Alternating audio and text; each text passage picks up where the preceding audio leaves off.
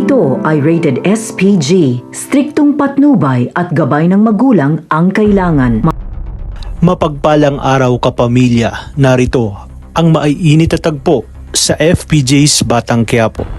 Inutos ni Ramon kay Bulet na hanapin ang mga Red Phoenix dahil kinakailangan na umano ng mga ito na magbayad sa ginawa sa kanya. Tumawag naman ang asit ni Ramon upang sabihin na nasa Quiapo na siya at nagmamanuman na kay Marites. Ayon kay Ramon, alam na nito ang dapat niyang gawin. Dumating na rin sina Primo na bagong bihis kasama sina Tanggol. Sinabi ni Primo na sana lang sa pagpasok nila sa grupo ni Boss Divina ay lahat ay totoo nga at hindi sila magsisisi sa bandang huli. Sinabi ni Tanggol kay Primo na sana'y huwag kontrahin sina Boss Divina dahil tinutulungan na nga sila para maayos ang buhay nila. Giit naman ni Amanda na hindi naman sa ganoon dahil marami na silang pinagdaanan at marami na silang mga nakasalamuhang tao kaya't huwag silang basta-basta magtitiwala. Kung kaya't sinabi ni Tanggol na ang importante sa ngayon ay ligtas silang lahat at pinakatitunguhan sila ng tama. Dagdag pa ni Ma'am Berting na sana nga lang ay huwag silang lokohin ni Boss Divina. Sa pagdating ni Divina ay sinabi nga nito na kapag ganoon ang mga bihis na Tanggol, may magandang bahay at magagarang sasakyan ay mag-iiba nga ang tingin ng mga tao sa kanila. Igagalang sila at irerespeto kaya lahat ng sasabihin nila ay pakikinggan ng mga ito. Nagpasalamat naman si Tanggol dahil sa pagtulong para magkaroon ng magandang buhay sina Tanggol. Ayon kay Divina, wag munang magpapasalamat si Tanggol at baka nakakalimutan nitong magkasosyo na sila. Kaya namang kinakailangan nilang maibenta ang Star of Venus sa lalong madaling panahon para mas lalo nga silang yumaman. Sa kabilang banda, sinalubong ng pamilya Montenegro ang mga bagong kasal na si David at Catherine. Tugon ni Don Julio kay Catherine na isa na itong Montenegro kaya ituring na rin itong sa kanya ang bahay at mansyon nila. Kinumusta nito ang naging honeymoon ng demonyo at ni Catherine. Sinabi ni Catherine na mabuti naman umano Don Julio. Dito na nga sinabi ni Don Julio na wag na siyang tawaging Don Julio at tawagin na lamang siyang Lolo at Papa para kay Ramon. Habang masayang nagkakatuwaan sina Tanggol ay binigyan ni Boss Divina sina Tanggol ng regalo kung saan isang mamahaling baril. Sa una ay ayaw tanggapin ni Tanggol, ngunit pinilit ni Divina na para kay Tanggol talaga yon at gusto niyang si Tanggol lang ang gumamit nito. Sinabi ni Divina na ngayon ipaparanas niya kina Tanggol ang napakasarap na buhay. Hahawak sila ng malalaking pera at makakaharap nila ang malalaking tao. At lahat ito ay ituturo niya sa mga ito. May isa lamang umano siyang hiling na sana'y sundin ng mga ito ang lahat ng sasabihin niya.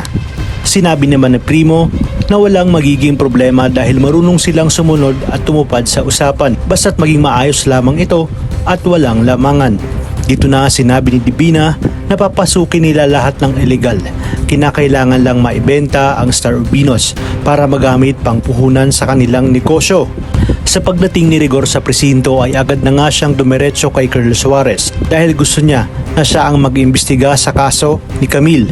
Agad na sumagot si Suarez na hindi pwedeng pakialaman ang kaso kapag ang tao ay malapit sa kanya dahil magkakaroon ito ng conflict of interest at baka nakakalimutan umano ni Rigor na nasa internal affairs na ang kaso nito na siyang ang kriminal at administratibo.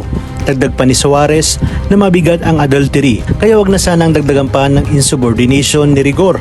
Sa pag-uusap ni na Olga at David ay sinabi nito na wag masyadong magsaya si David dahil may isa pa nga itong problema kung saan tinatanong na ni Ramon ang tungkol sa nanay nito.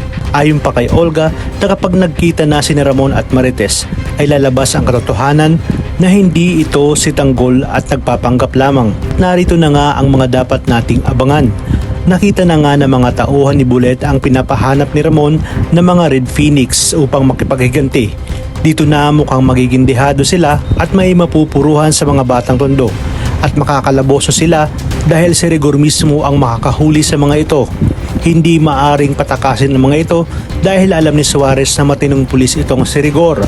Isang palaisipan nga sa atin kung gagamitin niya kaya ang kaso para mapatakas ang mga batang tondo na siya na nga ngayong mga Red Phoenix. at kakampi ni General Pacheco. Sinabi ni David kay Ramon na ayaw niyang mag-cruise ang landas ni Ramon at Nanay Tess niya. Kaya naman napatanong itong si Ramon kung bakit at ano ang dahilan. Tatawagan naman ng asit si Ramon upang ibalita na nakita niya na may sumaksak nga dito kay Marites. Agad na sinabi ni Ramon na alamin nito kung sino ang sumaksak kay Marites. Dito na kaya makikita ng aset na si Olga ang may gawa nito. Magiging malaking palaisipan ito kay Ramon at dito na mag-uumpisang mag-imbestiga ang totoong ama ni Tanggol na siya ngang si Ramon. Sa kabilang banda, nakakuha na ng buyer ng Star of Venus at mukha ngang na-set up si Tanggol ni Divina. Dahil may mga pulis sa darating, malulusutan pa kaya ito ni Tanggol na siyang magiging dahilan kaya't magiging tuloy-tuloy na ang kanilang pagyaman. Kaya namang kapamilya, tuloy-tuloy ang pagtutok at pagsubaybay dito lang sa nangungunang serye sa primetime, ang FPJ's Batang Quiapo. Mapapapayag kaya ni Rigor si Suarez na pakawalan sina Edwin kapalit ng paghawak nito ng kaso ni Camille at pag-areglo ni Suarez sa kasong isinampa ni Tinding. Magtatarayduran na nga sina Olga at David dahil magagawa ng ilaglag ni Olga si David. Ayon kay Olga, uunahan niya na si David na putulin ang sungay nito. Mas marami pang ang buhay ang mawawala dahil sa pinag-aagawang Star of Venus.